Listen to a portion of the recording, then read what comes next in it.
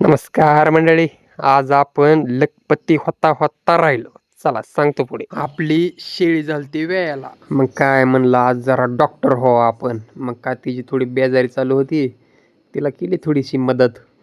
अशा निष्पाप जीवांचं दर्शन घ्यायला शेतकऱ्याच्याच घरात जन्माला यावं लागतं. मग काय म्हणलं आता तिरंगावाली आणि भाग्यश्रीवाली आणि डबल भांडण खेळते ती म्हणलं आपल्या बोकडा. कारण वाघच तेवढा चलाक होता. 10 मिनिटात तर लगे आईचं दूध प्यायला लागला.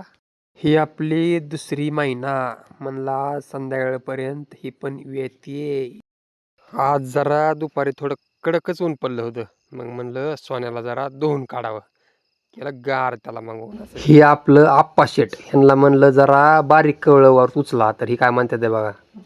कवळा उचलाय घरचं खावं. जणू काय आम्ही रोज हॉटेलला जेवायला जात असल्याने बोलते ते आम्हाला. राहिला विषय लखपती होण्याचा, तर मला वाटलं होतं त्याच्या कपाळावर चंद्रकोर आहे. चंद्रकोर आहे की नाही कमेंट करून नक्की सांगा. धन्यवाद.